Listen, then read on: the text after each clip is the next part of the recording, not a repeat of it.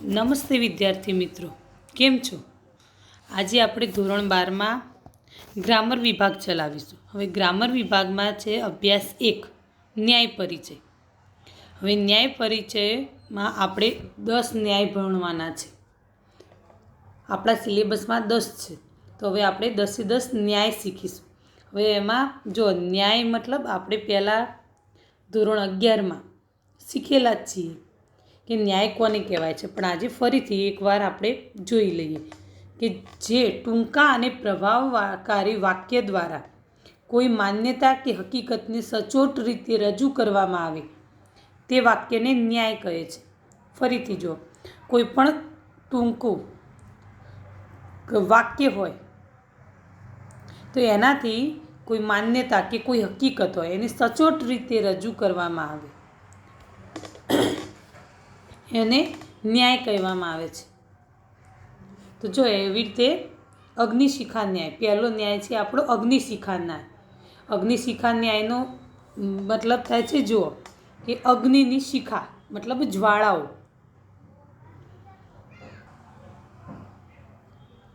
જો અગ્નિની શિખા એટલે જ્વાળાઓ, એના ઉપરથી આ ન્યાયની કલ્પના કરવામાં આવી છે કે જો તમે અગ્નિની જ્વાળાઓ જોઈ હશે કે સમજી લો કે તમે કોઈ લાકડાને સળગાવો છો, એ લાકડું સળગે છે, તમે આમ આકાશની તરફ એ લાકડાને પકડી રાખશો તો પણ એની જે જ્વાળાઓ છે લાકડાની એ બધી આકાશ તરફ જવાની છે. એ લાકડાને તમે હવે જમીન ઉપર આમ ઊંધું પકડી રાખો છો તો પણ જ્વાળાઓ ક્યાં જશે? આકાશ તરફ, મતલબ ઊંચે જ જશે.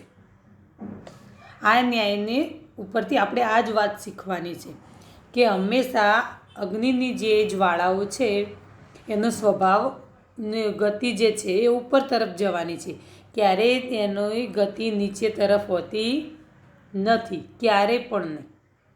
હંમેશા એ ઉપર જ જાય છે, એનો સ્વભાવ જ એવો હોય છે ઉપર તરફ જવાનો. તો આ ઉપરથી આ ન્યાય આપણા મને સમજાવે છે કે માણસે એક સ્વભાવ નક્કી કરી દેવો જોઈએ. કેવો સ્વભાવ? કે પરોપકારનો સ્વભાવ, કે બીજાની મદદ કરવાનો સ્વભાવ. જો માણસ એકવાર આવો કોઈને મદદ કરવાનો પરોપકારનો સ્વભાવ બનાવી લે તો હંમેશા એનો સ્વભાવ કાયમ એવું જ રહે છે. જો નેચર કહેવાય સ્વભાવ, મતલબ કે તમારું નેચર તમે જેવું બનાવ્યું છે, પહેલેથી તમને જેવું કર્યું છે, તમારું નેચર કાયમ એવું જ રહેશે. તમે જો તમારો સ્વભાવ જેવો બનાવશો, મતલબ કે બધાને મદદરૂપ થવા માટે તમારો નેચર એવું બનાવશો તો કાયમ તમે એવા જ બની જશો. પછી ગમે તે પરિસ્થિતિ આવે, અનુકૂળ આવે કે પ્રતિકૂળ આવે, તમને બધી પૂરતી વસ્તુઓ મળી રહે કે ના મળી રહે, પણ છતાંય તમારો સ્વભાવ એવો જ રહેવાનો છે. કે જેમ આપણે કહીએ છીએ કે લોહીના ગુણ. એટલે પહેલેથી આપણે આપણા નેચરને એ ટાઈપ જ બનાવવાનું કે એ ગમે તેવી પરિસ્થિતિ હોય પણ આપણું નેચર સારું જ રહેવું જોઈએ, એ બદલાવવું જોઈએ નહીં. આ રીતનું તમારે એક પરોપકારનો સ્વભાવ બનાવી લેવાનો છે, એક નેચર બનાવી લેવાનું છે. તો એવી જ રીતે જો કોઈ વિદ્યાર્થી જ્ઞાન પ્રાપ્ત કરવાનો મતલબ એને વિદ્યા પ્રાપ્ત કરવી છે, એને ભણવું છે, એવું એક નક્કી કરી લે, એવો એક સ્વભાવ બનાવી લે તો પછી એને ગમે તેવી પરિસ્થિતિ જ કેમ ના આવે. એ વિદ્યાર્થી ભણે જ છે, પછી એને શાળામાં જવાનું ટાઈમ મળે કે ના મળે, એ ઘરે બેસીને પૂરતો ટાઈમ આપતો જ હોય છે. કે જેમ અત્યારે તમે લોકો છો કે જે ભણવાવાળા છે એ તો ઘરે બેઠા હોય કે સ્કૂલમાં આવે, એ લોકો ભણે જ છે, એમનું રિઝલ્ટ સારું આવે જ છે, કારણ કે એમને એક નેચર બનાવી લીધું છે કે આપણે ભણવાનું છે જ. એમ ગમે ત્યાંથી ટાઈમ એ લોકો સેટ કરી દે. આપણે શું હોય છે કે ટાઈમ નથી, સેટ નહીં થતું, આ થાય છે તે થાય છે. પણ જો અમુક લોકો છે એ ગમે તે કરીને એમનું જે નક્કી કરેલું છે એ એમનો ટાઈમ બનાવી જ લે છે, એમને ગમે ત્યાંથી એ ટાઈમ નીકાળી જ દે છે, કારણ કે એમનું એ નેચર બની ગયું છે, એમને સ્વભાવ બની ગયો છે. એવી જ વસ્તુ છે કે જો કોઈ વિદ્યાર્થી નક્કી કરી દે જ્ઞાન પ્રાપ્તિ માટે કે મારે જ્ઞાન લેવું જ છે, મારે ભણવું જ છે, તો કોઈ પણ અનુકૂળ હોય કે પ્રતિકૂળ પરિસ્થિતિ હોય પણ હંમેશા એની ગતિ કેવી હોય? ભણવાની જ. તો આના ઉપરથી આપણને એ સાર મળે છે કે એ બોધ મળે છે કે માણસે પોતાનો એક સ્વભાવ બનાવવાનો છે, જેમ અગ્નિની શિખાઓ ઉધ્વગામી મતલબ ઉપર તરફ જવાની ગતિ બતાવે છે, એના સ્વભાવને જાળવી રાખ્યો છે. એ જ રીતે આપણે પણ આપણા સ્વભાવને, પરોપકારી સ્વભાવને જાળવી રાખવાનો છે કાયમ માટે, ગમે તેવી પરિસ્થિતિમાં. અને આના ઉપરથી માણસે હંમેશા એવું ના ન્યાય આપણને સમજાવે છે કે માણસે હંમેશા પોતાનો સ્વભાવ ઉત્તમ બનાવવો જોઈએ અને તે કાયમ માટે જળવાઈ પણ રહે. બનાવવાનો નહીં, ખાલી કાયમ માટે સચવાઈ પણ રહે. એ માટે તેને કાયમ માટે સદા હંમેશા એણે પ્રયત્નશીલ રહેવું જોઈએ એના નેચરને ટકાવી રાખવા માટે. જો અગ્નિ જેવી અગ્નિ પણ પોતાનો સ્વભાવ નથી બદલતી, તો આપણે પણ મનુષ્ય છીએ, તો આપણે પણ આપણો સ્વભાવ બદલવો જોઈએ નહીં. હવે આપણે બીજો ન્યાય જોઈશું. બીજો ન્યાય છે અવ્યાપાર વ્યાપાર ન્યાય. જો અવ્યાપાર વ્યાપાર ન્યાય એટલે વ્યાપાર એટલે ક્રિયા કરવી, કાર્ય કરવું. જો કોઈ પણ સચેતન પ્રાણી દ્વારા કરવામાં આવતી ક્રિયા, ચેષ્ટા કે પ્રવૃત્તિને વ્યાપાર કહે છે. જુઓ, ઓનલાઈન કરું છું એની એક્ઝામ, આ એક વ્યાખ્યા આપી છે એની ડેફિનેશન, બરાબર. તો જો સચેતન પ્રાણી દ્વારા મતલબ જે સ્વજીવ પ્રાણીઓ છે એ દ્વારા કરવામાં આવતી ક્રિયા, ચેષ્ટા કે પ્રવૃત્તિને વ્યાપાર કરે છે. મતલબ તમે કંઈ પણ કામ કરો છો એને વ્યાપાર કહેવામાં આવે છે. અને જો પ્રાસંગિક રીતે જોઈએ તો વ્યાપારનો અંત આપણે સીધી ભાષામાં થાય ધંધો કે વ્યવસાય, બરાબર. દરેક માણસની બે સ્થિતિ છે. કઈ બે સ્થિતિ? જો, એક, માણસ દરેક વ્યાપાર કે પ્રવૃત્તિમાં નિષ્ણાત બની શકતો નથી. અને બીજું છે કે દરેક માણસ કોઈને કોઈ વ્યાપાર કે પ્રવૃત્તિમાં નિષ્ણાત હોય જ છે. મતલબ કોઈ પણ માણસ હોય દરેક પ્રવૃત્તિમાં નિષ્ણાત નથી હોતો. મતલબ દરેક બાબતમાં એ હોશિયાર હોય જરૂરી નથી, પણ એવું પણ નથી હોતું કે બધામાં એ ડફોળ હોય. કોઈ એક બાબત તો એવી હોય છે, કોઈ એક પ્રવૃત્તિ તો એવી હોય કે એમાં એ જે એકદમ હોશિયાર હોય. બરાબર, ખબર પડે છે હું બોલું એ? તો એ પ્રમાણે દરેક બાબતમાં ભલે હોશિયાર ના હોય, પણ કોઈ એક બાબતમાં તો એ પરફેક્ટ હોય કે જે એના તોલે કોઈ પણ ના આવી શકે. તો આ જ વસ્તુ આપણને આમાં સમજાવી છે કે જો માણસને જેમાં પ્રવૃત્તિ થઈ શકે, મતલબ જેમાં એની આવડત હોય એમાં જ એણે આગળ વધવું જોઈએ. અમુક બાબતો હોય કે જેમાં એની આવડત છે નહીં, તો એમાં એણે સાવચેતીપૂર્વક આગળ રહેવું જોઈએ. છોડી દેવું એવું નથી કહેતા, પણ સાવચેતી રાખવાની વધારે જરૂર પડે છે. તો જો એની માટે એક્ઝામ્પલ આપ્યું છે કે જો એક કોઈ માણસ હોય એને લાકડા વેરવાનું, મતલબ લાકડા વેરવાનું જે કામ છે એમાં નિષ્ણાત છે. મતલબ લાકડા વેરવાનો શું કહેવાય? એનો વ્યાપાર છે એમ કહેવાય, એ વ્યાપાર કહેવાય એનો. હવે જો, પરંતુ આ જ માણસ રસોઈના કામમાં નિષ્ણાત નથી, મતલબ રસોઈ બનાવતા એને આવડતું નથી. થોડું બરાબર છે, બાકી એને રસોઈ બનાવતા આવડતું નથી. મતલબ રસોઈ બનાવવી શું કહેવાય? એનો અવ્યાપાર, બરાબર. લાકડા વ્યવહારનું કામ એને પરફેક્ટ આવડે છે, એમાં નિષ્ણાત છે, એટલે એનો વ્યાપાર કહેવાય. પણ રસોઈ બનાવવાના કામમાં એ નિષ્ણાત છે નહીં, તો રસોઈ બનાવવી એ શું કહેવાય? માણસનો અવ્યાપાર. હવે જુઓ, તો આ માણસે પોતાના વ્યાપારમાં તો પ્રવૃત્ત થવું જોઈએ, પરંતુ રસોઈ બનાવવાના વ્યાપારમાં પ્રવૃત્ત થવું જોઈએ નહીં. કેમ? જો એના માટે બોધ આપ્યો છે. કેવો બોધ આપણને આપ્યો છે? કેવું સમજાવ્યું છે કે જે માણસનો લાકડા વેરવાનો વ્યાપાર છે તે એણે લાકડા વેરતી વખતે કઈ પ્રવૃત્તિ ક્યારે કરવી, શું સાવચેતી રાખવી, શું સાવધાનીઓ રાખવી, એનો પૂરેપૂરો એનો ખ્યાલ હોય છે, બરાબર. પરંતુ આ જ માણસ જો રસોઈ બનાવવાના કામમાં જશે તો કારણ કે એનો અવ્યાપાર છે, એમાં એ નિષ્ણાત છે નહીં, મતલબ એને બરાબર એ કામ આવડતું નથી. હવે રસોઈ બનાવવાના કામમાં ક્યાં કેવું કામ કરવું, ક્યાં સાવધાની રાખવી, ક્યાં સાવચેતી રાખવી, એ બધી જ બાબતોનું એને ધ્યાન હોતું નથી, એને જ્ઞાન હોતું નથી. બરાબર. તો ઘણીવાર એવું બને છે કે જેમાં અવ્યાપાર હોય જે માણસનો, એમાં એ ઘણીવાર નુકસાન કરી બેસે છે. ઘણીવાર એવું બને કે કોઈ મોટી દુર્ઘટનાનો શિકાર બની જાય છે અને કોઈ મોટી તકલીફમાં પણ ફસાઈ શકે છે. મતલબ આમાં એ સમજાયું છે કે જેમાં વ્યાપાર છે, મતલબ જે પ્રવૃત્તિ તમને આવડે છે એ જ તમારે કરવી જોઈએ. જે આપણો વ્યાપાર નથી તે પ્રવૃત્તિ આપણે કરવી જોઈએ નહીં. અને આના માટે તમને એક કહ્યું છે કે પંચતંત્રમાં કિલોત્પાટી વાનરની એક કથા આવે છે. એ આવો જ બોધ છે કે હું તમને શોર્ટમાં કહી દઉં કે એમાં કેવું હોય છે કે એક વાનર હોય છે અને વાનરને આખી પૂરી ડિટેલ્સ નથી કહેતી, પણ વાનરને રાજાની સેવા માટે રાખે છે રાજા કે મારે સેવક તરીકે. વાંદરો એટલે એનું નેચર જ કેવું હોય આપણને ખબર છે, એ કંઈ બહુ વિચારવાનો છે નહીં. હવે એણે કહ્યું હતું કે હું ઊંઘ્યો હોય ત્યારે કોઈ મને હેરાન કરવું જોઈએ નહીં, ત્યારે મારા બાજુમાં બેસીને એનું ધ્યાન રાખવાનું છે. વાંદરો તૈયાર થઈ ગયો, બરાબર છે. હવે રાજાજી બહુ ઘસઘસાટ ઊંઘતા હતા અને એક મચ્છર આવે, એક માખી. તો માખી રાજાના ઉપર બેસે ઉડે, ઉપર બેસે ઉડે, એટલે રાજા કેવું હલે, એમની ઉપર બેસે એટલે રાજાજી થોડીક વાર હલે, પાછા સૂઈ જાય, હલે સૂઈ જાય, મતલબ એમની ઊંઘ બગડતી હતી થોડી.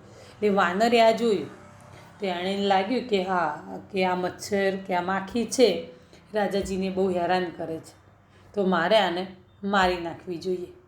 એણે એની બુદ્ધિનો કોઈ ઉપયોગ કર્યો નહીં, કારણ કે કોઈ વાનર કે કોઈ એનું સ્વભાવ જ નથી કે કોઈનું સારી રીતે કામ કરી શકે, કોઈનો સેવક બનીને સારો સેવક બની શકે, એવું એના નેચરમાં જ નથી કે શાંતિથી બેસી શકે એવું. તો એ શું કરે છે કે રાજાજીના નાક ઉપર એક માખી એ માખી પછી ફરતી ફરતી રાજાજીના નાક ઉપર બેસે છે. થોડીક વાર સ્થિર બેસી રહી હોય છે તો વાનર શું કરે છે, તલવાર લઈ આવે છે. તલવાર કાઢીને કે માખીના તો બે કટકા જ કરી નાખું, એને તો અત્યારે પતાવી જ નાખું. એણે એવું કંઈ વિચાર્યું નહીં કે હું માખીને મારવા જઈશ તો રાજાજી મરી જશે, એવું એણે કંઈ વિચાર્યું જ નહીં. તો એણે શું કર્યું કે તલવારનો ઘા માખી ઉપર મારી દીધો. હવે માખી શું હતી કે રાજાજીના નાક ઉપર બેઠી હતી. જેવો એણે તલવારનો ઘા કર્યો એવું માખી તો ઉડી ગઈ, પણ એટલી જોશથી એણે તલવાર મારીને કે રાજાજીનું મોઢું જ કપાઈ ગયું ને રાજાજી મૃત્યુ પામ્યા. મતલબ જે બાબતમાં આપણે નિષ્ણાત છીએ નહીં એ કામ આપણે કોઈને પાસે રાખીને કરાવવું અથવા કરવું જોઈએ નહીં, કારણ કે ઘણી મોટી દુર્ઘટનાનો ભોગ બનવું પડે આપણે. બરાબર. હવે આપણે ત્રીજો ન્યાય જોઈશું. જો ઇક્ષુરસ ન્યાય. ઇક્ષુરસ એટલે શેરડીનો રસ.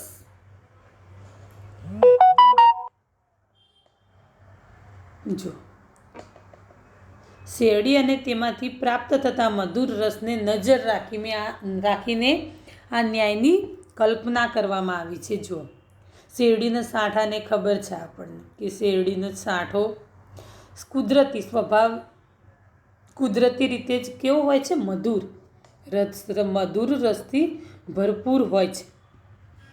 આ દેન મતલબ આ ભેટ એને કુદરત તરફથી જ મળી હોય છે, નેચરલી છે કે શેરડીનો સાંઠો મધુર જ હોય, એનો રસ મધુર જ હોય. હવે જો આપણે આ રસને પીવો હોય તો શેરડીના સાંઠાને શું કરવું પડે, પહેલાં તો જમીનથી બહાર કાઢવો પડે, પછી એ સાંઠાને શું કરવું પડે કે કોલુમાં પીલવો પડે અને પછી તમે એનો રસ પી શકો. આપણને રસ બહુ ભાવે છે, પણ આપણે શેરડીને ખાલી ઊભા જોયા કરીએ તો આપણા મોઢામાં રસ આવી જાય? ના આવે. આપણે એની માટે એને કોલામાં પીલવો પડે તો જ એ રસને આપણે પ્રાપ્ત કરી શકીએ છીએ. જો શેરડીનો સાંઠો કોલુમાં પીલાય નહીં, એમ પડી રહે તો છેવટે સુકાઈ જાય, એનો રસ પણ સુકાઈ જાય. મતલબ એ કોઈ કામમાં આવે નહીં, એનો રસ કોઈ પી શકે નહીં, એટલે કોઈ એનો લાભ પણ મળી શકે નહીં. મતલબ જે કુદરતે એને દેન આપી છે મધુર રસની, એનો કોઈ મતલબ જ રહેતો નથી. એનો મતલબ ક્યારે થાય કે બધા એનો રસ પીવે તો જ એનો મતલબ રહે છે, એનો લાભ બધા લે તો એનો મતલબ દેખાય. તો આ ન્યાય ઉપરથી આપણને ઉપદેશ આપે છે કે માણસની અંદર પણ કુદરતે ઘણી બધી શક્તિઓ આપેલી છે, તો આપણે પણ તેને બહાર લાવવાનો ટ્રાય કરવો જોઈએ, પ્રયત્ન કરવો જોઈએ. બાકી આ બધી શક્તિઓનો કોઈ મતલબ રહેતો નથી. હવે જો કોઈ વિદ્યાર્થીઓ છે, એની અંદર પણ ઘણી શક્તિઓ રહેલી છે, તો આપણે પણ આપણી શક્તિઓને બહાર લાવવી જોઈએ. જેમ આપણે શેરડીના સાંઠાને કોલુમાં પીલવો પડે છે ત્યારે આપણે એના રસને પ્રાપ્ત કરી શકીએ છીએ, તો જે તે વિદ્યાર્થી છે તે વિદ્યાર્થીને તે એના અનુરૂપ મહેનત કરવી જોઈએ, તો જ જે ભગવાને એનામાં શક્તિઓ આપેલી છે એનો મતલબ રહે છે, એનો લાભ મળે છે. એને જો પોતાનું સારું રિઝલ્ટ લાવવું છે તો એણે મહેનત કરવી પડશે, એનામાં રહેલી શક્તિઓને એણે બહાર લાવવી પડશે, તો જ એને એનો લાભ મળશે, એને પણ મળશે અને એનો લાભ બીજાઓને પણ મળશે. બરાબર છે. હવે આપણે આગળ ચોથો ન્યાય જોઈએ.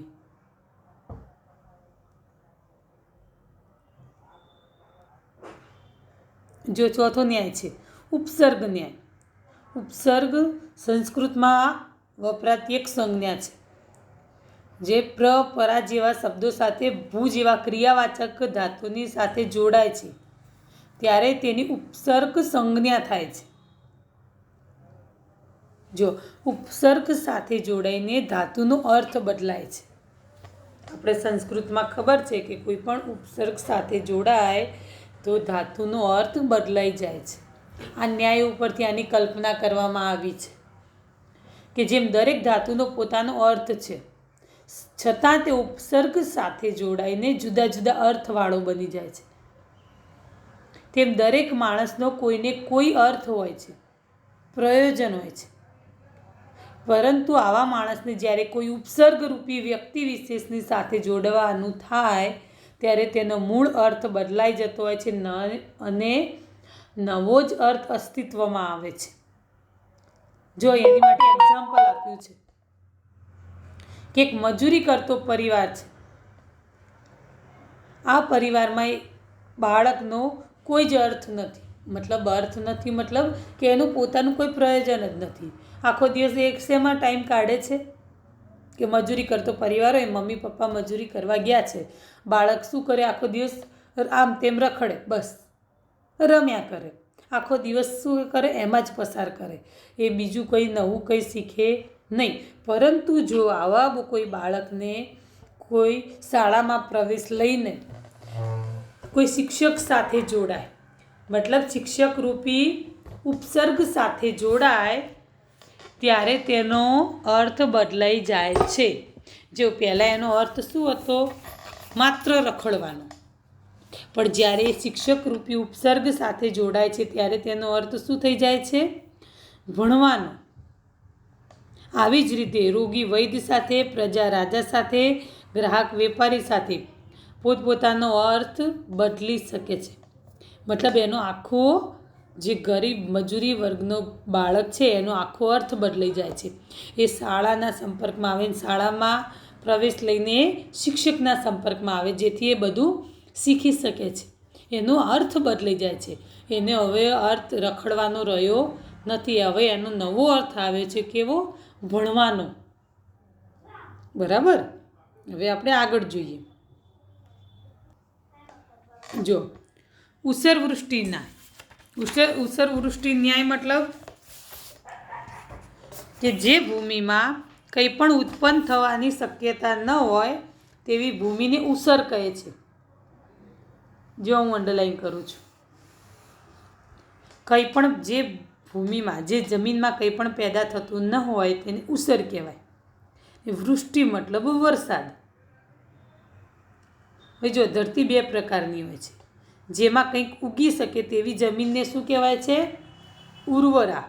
અને જેમાં કશું જ ઉગી શકતું નથી તેવી જમીનને ઉષર કહે છે. હવે જો ઉર્વરા જમીન છે, ઉર્વરા ભૂમિ છે, એમાં વરસાદ પડે તો કંઈક કામનો છે. પણ જો એ વરસાદ ઉષર ભૂમિમાં પડે તો એનો કોઈ મતલબ જ નથી રહેતો, એ બિનઉપયોગી છે. આ જ પ્રમાણે જેની યોગ્ય પાત્રતા અને લાયકાત હોય એવી વ્યક્તિ કે વસ્તુને મદદ કરવામાં આવે તો એ સાર્થક બને છે. પરંતુ જેની કોઈ લાયકાત જ ના હોય, જે એ સામે એની પાત્રતા જ ન હોય એવી વ્યક્તિ કે વસ્તુને કોઈ મદદ કરવાનો કોઈ મતલબ રહેતો નથી. જો તમે એવા લોકોને મદદ કરો છો તો તમારી મદદ કેવી હોય છે? બિનઉપયોગી, વ્યર્થ બની રહે છે. એટલે હંમેશા તમે દાન આપો તે વખતે પણ જે સામે દાન લેનારું છે તેની પણ પાત્રતાનું ધ્યાન રાખવું જોઈએ કે તમારા દાનને એ લાયક છે કે નહીં, એનું ધ્યાન તમારે રાખવું જોઈએ. જો એની માટે એક્ઝામ્પલ આપ્યું છે કે એક વૃક્ષ છે, સમજી લો કે વૃક્ષને શેની જરૂર હોય? ખાતર, પાણીની. એ એનો ખોરાક છે, એટલે તમારે એને ખાતર પાણી આપો એ એની માટે ઉપયોગી છે. પરંતુ જો તમે એને દાળ ભાત શાક રોટલી ખવડાવો તો એના માટે કોઈ ઉપયોગી ખરું? બિલકુલ નહીં. એ નકામું જ છે, કારણ કે એ એનો ખોરાક છે નહીં, કારણ કે એ ભોજન જમી શકશે નહીં. આ ન્યાય ઉપરથી આપણને એ જ સમજાવે છે કે પાત્રતા જોઈને વસ્તુ આપવી જોઈએ.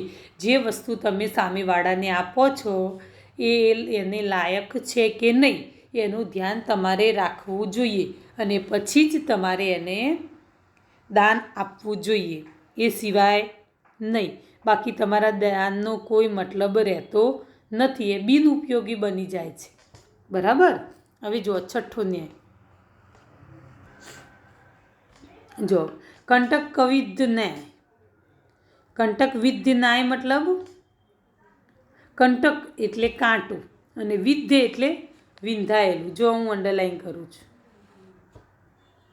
જો કોઈ વ્યક્તિના પગમાં કાંટો વાગ્યો હોય તો તેવી વ્યક્તિને કંટક વિદ્ધ કહે છે કે જ્યાં સુધી પગમાં વાગેલો કાંટો બહાર નીકળતો નથી ત્યાં સુધી માણસ કેવો રહે છે? દુઃખી રહે છે. તો આ સંજોગોમાં આપણે શું કરવું જોઈએ? સૌથી પહેલાં એ કાંટાને બહાર કાઢવો જોઈએ. જો અને એક છે કે ઘણીવાર તમે જુઓ કે કંઈ આપણી પાસે ના હોય તો કાંટાથી કાંટો કાઢતા હોય છે. પહેલાં જ એવું હતું કે ખેતરમાં ગયા હોય, કાંટો વાગ્યો હોય, કંઈ જોડે છે નહીં તો કાંટો કઈ રીતે કાઢવો?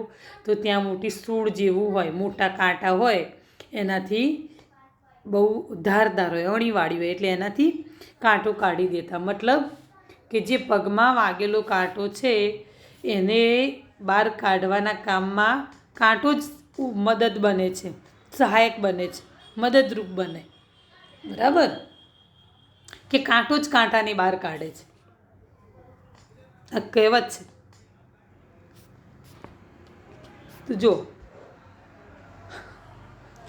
આનાથી આપણને ઉપદેશ મળે છે કે જે સાધનથી માણસને દુઃખ પ્રાપ્ત થયું છે તે જ સાધન એ દુઃખનું નિવારણનું કારણ બની રહે છે.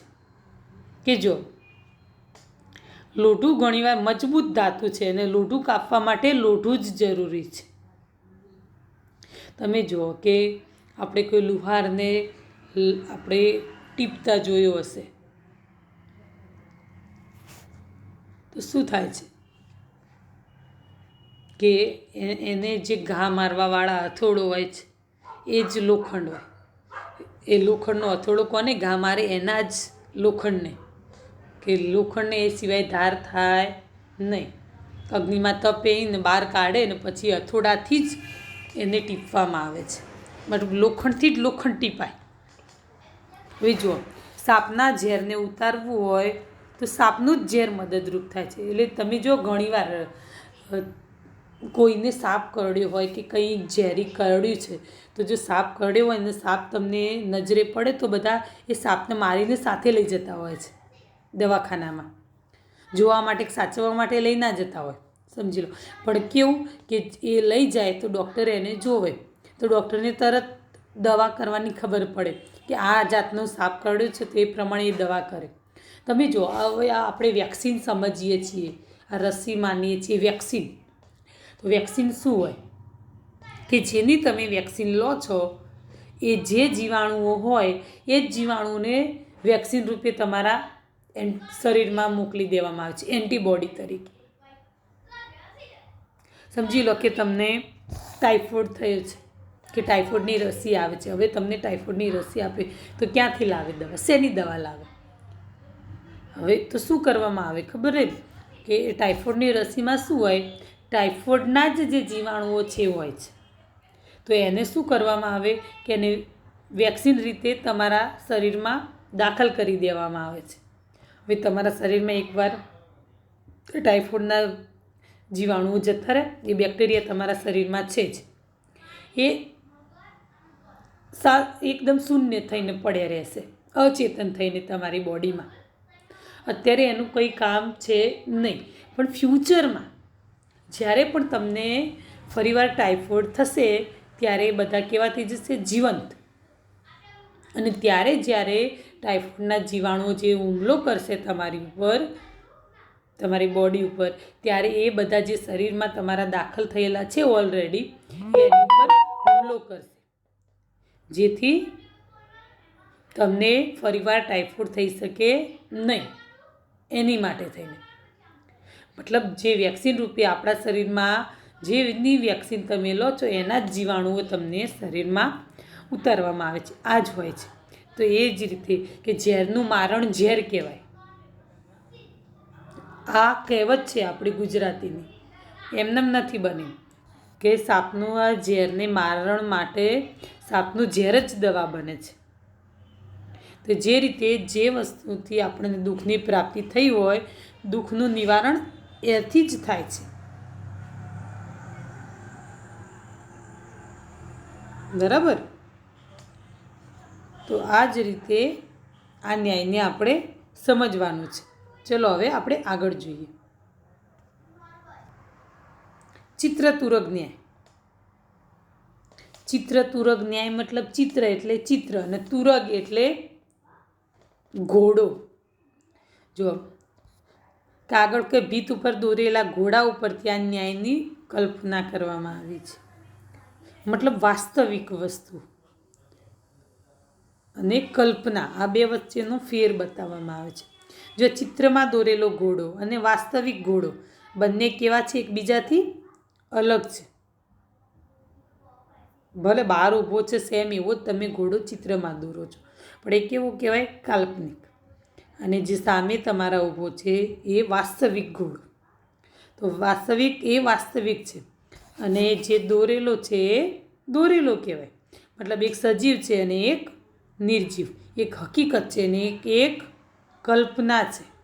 બંને આકાર, રૂપ, રંગ બધાથી સેમ છે, પણ છતાં પણ વાસ્તવિક છે અને કલ્પના છે. પણ હા, એક વાત બની શકે એની પરથી કે કોઈ વાર સમજી લો કે ઘોડાને આપણે ઘોડા વિશે ભણાવવું છે, ચલો ક્લાસમાં, કે ઘોડા વિશે સમજૂતી આપવાની છે તમને, કે કોઈ વાઘ વિશે સમજૂતી આપવી છે, તો કોઈ વાઘને ઘોડાને પકડીને ક્લાસમાં લવાય? ના લવાય ને. તો એ જ રીતે તો ઘોડાને એક વાઘને મારે તમને સમજાવવો હોય તો આપણે શું કરીએ કે એનું કોઈ ચિત્ર હોય એ તમને બતાવી દઈએ, કે લગાવી દઈએ બોર્ડ ઉપર અને તમને સમજાવીએ કે આ ઘોડો છે ને, આ ઘોડાનું મોઢું છે ને, આ ઘોડાની પૂંછડી છે ને, એને 4 પગ હોય છે ને. એવી રીતે વાઘ હોય તો વાઘને એ રીતે સમજાવી દઈએ આપણે. અને તમને ત્યારે જ ફોટા ઉપરથી જે ચિત્ર છે એની ઉપરથી સમજાવવામાં આવે, એના પછી ફ્યુચરમાં તમે ગમે ત્યારે વાસ્તવિક ઘોડો કે વાઘ જુઓ ત્યારે તમને ટીચરે ભણાવેલું યાદ આવી જાય કે હા આને વાઘ કહેવાય, આને ઘોડો કહેવાય. એનું કારણ છે કે આની પહેલાં તમને એ વસ્તુને સમજ્યા છો, ભલે કલ્પનાથી સમજ્યા છો, ચિત્રથી જ તમે સમજ્યા છો, વાસ્તવિક જોયો નથી, પણ એના પરિકલ્પનાથી તમે ત્યારે એ વસ્તુ સમજી શકો છો. જો મેડિકલ લાઇનમાં ભણતા વિદ્યાર્થીઓને કોઈ કાગળ પર દોરેલા કે પ્લાસ્ટિકમાંથી બનાવેલા કૃત્રિમ અવયવોથી એમને સમજાવવામાં આવે છે, જે ડૉક્ટરો મેડિકલ સાયન્સમાં ભણતા હોય છે. મતલબ ડૉક્ટરીનું જે લોકો ભણતા હોય એમની માટે શું દરેક વખતે માણસને ચીરવામાં આવે? દરેક વખતે નવો માણસ લાવીને ચીરે નહીં. જો એવું કહેવાય છે કે દેડકાઓના આપણા બધા અંગો સરખા હોય છે, તો દેડકાઓને ચીરીને એમાં બધું સમજાવવામાં આવે છે. આ રીતના આ અવયવ હોય ને આવા હોય ને આ રીતે આવે ને આ રીતે આવે ને એવું. એની માટે દરેક વિદ્યાર્થીને એક માણસ આપી દેવામાં આવે આવી રીતે ચીરવા માટે, તો પછી પતી ગયું, કોઈ બચે જ નહીં. બરાબર? તો આ બધું સમજાવવા માટે થઈને આ ચિત્રતુરક ન્યાય બહુ ઉપયોગી છે. બરાબર છે? કે જે અવાસ્તવિક વસ્તુને વાસ્તવિક જાણવાનો ઉપક્રમ કરી શકાય છે. અને આ માટે આ ન્યાય બહુ જ સારો છે કે અવાસ્તવિક વસ્તુને પછી તમે વાસ્તવિકમાં ફેરવી શકો છો. કે ચિત્ર પર જોયેલી વસ્તુ તમે પછી આગળ જ્યારે વાસ્તવિક રૂપે આવે ત્યારે તમે એ વસ્તુને સમજી શકો છો. જેમ અત્યારે આપણે ડાયનાસોર જોયેલા છે કે સ્પેશિયલ ડાયનાસોરને પકડીને લાઈન તમને બતાવવામાં આવે નહીં, પણ તમે જે તમને ચિત્રોમાં જ જોયા છે તો ચિત્રો ઉપરથી આપણે અત્યારે સમજી શકીએ છીએ કે આ ડાયનાસોર છે. એ જ વસ્તુ છે. બરાબર? એ આ ન્યાય ઉપરથી આપણને સમજાવવામાં આવે છે. હવે આપણે 8મો ન્યાય જોઈશું, નદી સમુદ્ર ન્યાય. નદી અને સમુદ્ર એ બંનેની આમાં વાત કરી છે. જો નદી કોઈ એક સ્થળેથી નીકળે છે અને સમુદ્ર તરફ વહે છે, અને છેલ્લે શું થાય છે કે દરેક નદીઓ કોઈના કોઈ સમુદ્રમાં ભળી જતી હોય છે કે કોઈ અખાતમાં ભળે છે, પણ મોસ્ટ ઓફ બધી નદીઓ સમુદ્રમાં ભળી જાય છે. જો આ ઉપરથી આ ન્યાયની કલ્પના કરવામાં આવે છે. જો જ્યાંથી નદી વહેવાનું ચાલુ કરે છે અને જ્યાં સુધી સમુદ્રને મળે છે ત્યાં સુધી નદીનું પોતાનું અસ્તિત્વ છે, સ્વતંત્ર અસ્તિત્વ. પણ જ્યારે તે સમુદ્રમાં ભળી જાય છે ત્યારે તેનું સ્વતંત્ર અસ્તિત્વ સમાપ્ત થઈ જાય છે અને હવે એક નદી સમુદ્રનું રૂપ લઈ લે છે. એનું પોતાનું અસ્તિત્વ હોતું નથી અને એક સમુદ્ર બની જાય છે. તો જો અહીં આ શું સમજાવ્યું છે કે અહીં નદી પોતાના સ્વતંત્ર અસ્તિત્વનો વિનાશ નથી, પરંતુ તેનું શું થાય છે કે રૂપ પરિવર્તન થઈ ગયું છે. કે નદીમાંથી હવે શું થઈ ગયું છે? સમુદ્ર બની ગઈ છે. આ જ ઉપરથી પણ માણસે પણ ઉપદેશ લેવાનો છે કે નદી જેમ વ્યક્તિ તરીકે આપણું જે સ્વતંત્ર જીવન છે તે સમાજ કે આપણા દેશ માટે હોવું જોઈએ. જ્યાં સુધી સ્વતંત્રપૂર્વક જીવન જીવતા સમાજ અને દેશ સુધી પહોંચવાનું છે અને ત્યાં પહોંચીને પોતાનું સ્વતંત્ર અસ્તિત્વ શું કરી દેવાનું છે? સમાપ્ત. અને પછી આપણે એક વ્યક્તિ મટીને શું બની જવાનું છે? એક સમાજ કે એક દેશ બની જવાનું છે. મતલબ આપણે આપણા પોતાના સ્વાર્થને ખાલી નથી જોવાનું, પણ આપણે કોની માટે જીવવાનું છે? આપણા સમાજ માટે, આપણા દેશ માટે જીવવાનું છે. આ દેશ મારો છે એ રીતે આપણે જીવવાનું છે. ખાલી બસ મારું જ સારું જોવું, બીજાનું ભલે ને ખરાબ થાય, મારું તો સારું છે ને, એવું નહીં. પણ દરેકે આ દેશ આપણો છે અને આપણે એની માટે જીવવાનું છે એ મનમાં નક્કી કરી લેવાનું છે. જો કે એની માટે સમજાવ્યું છે કે કોઈ બાળક એક પરિવારમાં જન્મ લે, એ પરિવારમાં પોતાનું જીવન જીવે, એક એને નામ મળે, પછી એની એક ઓળખ ઊભી થાય. એ થોડું મોટો થતો જાય, પછી એ એના સમાજમાં પડે, સમાજ તરફથી એ જીવન જીવતા સમાજમાંથી પછી એક દેશ તરફ જાય.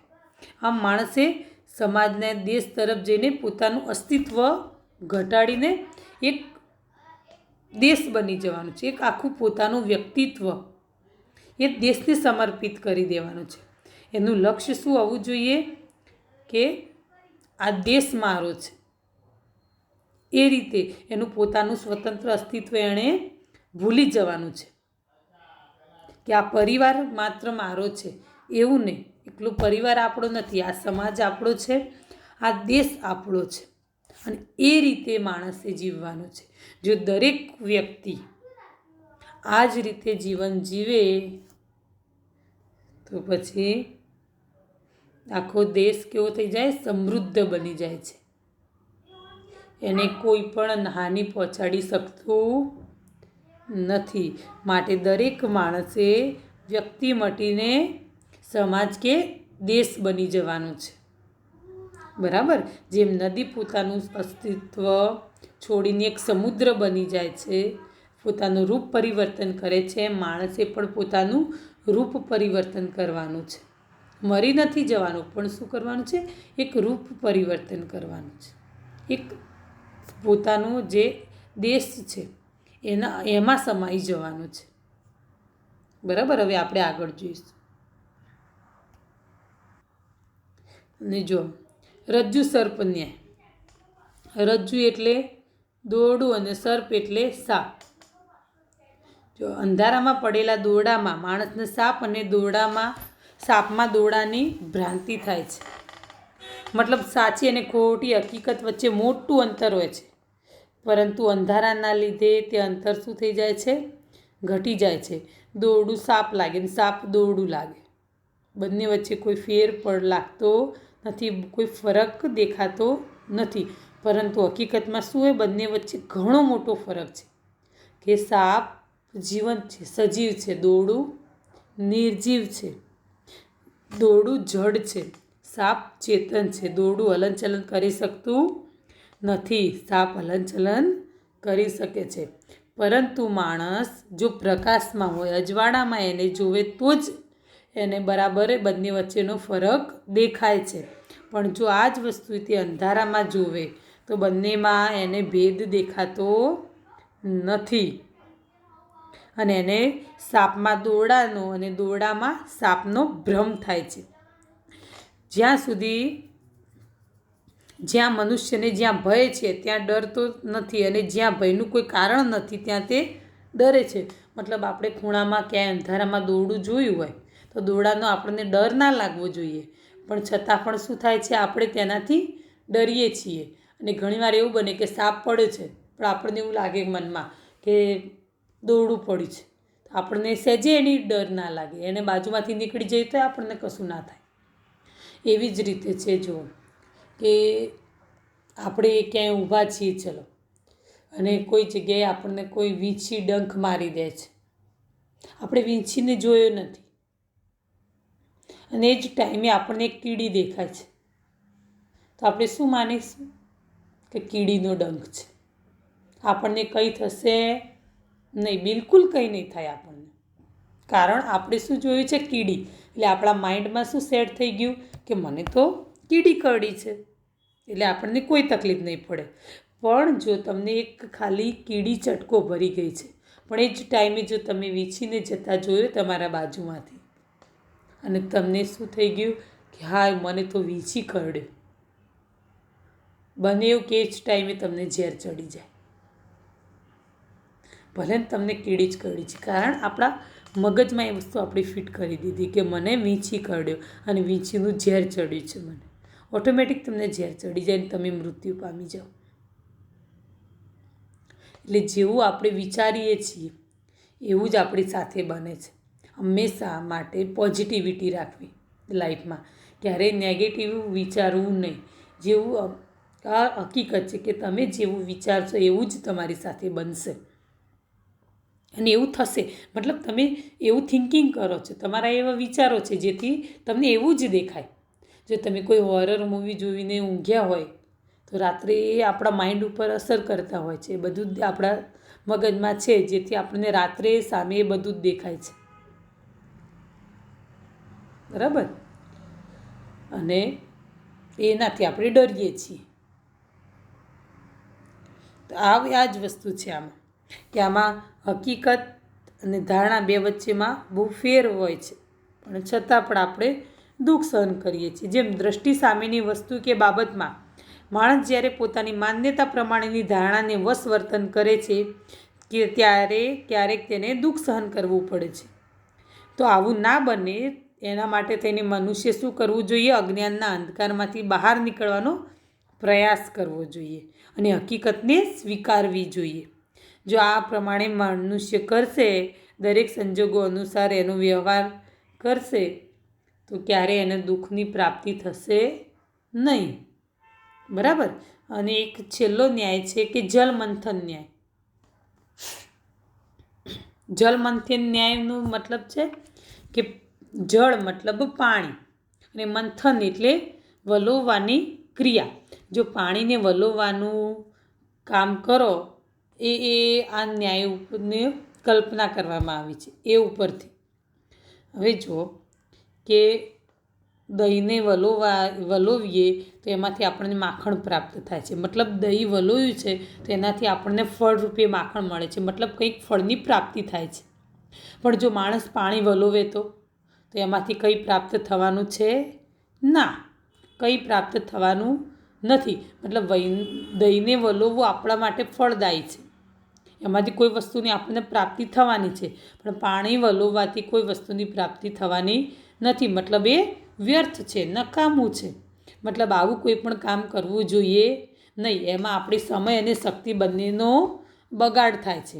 આ જ રૂપે જો આને માટે એક્ઝામ્પલ આપ્યું છે કે મનુષ્ય જો કોઈ રોગનો ભોગ બને તો એણે એની સારવાર લેવાની કે એની દવા લેવાની જરૂરિયાત છે. પરંતુ જો આપણે શું કરીએ છીએ કે અંધશ્રદ્ધામાં રચ્યા પચ્યા રહીને દોરા ધાગા એવું બધું બાંધ્યા કરીએ છીએ, તો આવું કરવું જોઈએ નહીં. જે આપણને કોઈ રોગ થયો છે તો આપણે એની માટે થઈને એની દવા લેવી જોઈએ, ઔષધિ લેવી જોઈએ, તો જ એ રોગ મટે છે. દોરા ધાગા બાંધવાથી રોગ મટી શકતો નથી. મતલબ આ બધું નિરર્થક છે. પાણીને વલોવવાની ક્રિયા કરો છો એવું કામ છે કે દોરો બાંધવાથી તાવ ઉતરી જાય નહીં. માટે આપણે રોગ નિવારણ માટે દોરા ધાગા વગેરે અંધશ્રદ્ધા રૂપી કાર્યએ જલમંથન બરાબર છે. મતલબ નકામું છે. આપણને જો કોઈ રોગ થયો હોય તો એની માટે થઈને આપણે દવા લેવી જરૂરી છે જ. તો એ આપણે દહીં વલોવા બરાબર કહેવાય કે જેમાંથી આપણને માખણની પ્રાપ્તિ થાય છે. એમ આપણો રોગ મટે છે જો આપણે દવા લઈશું તો.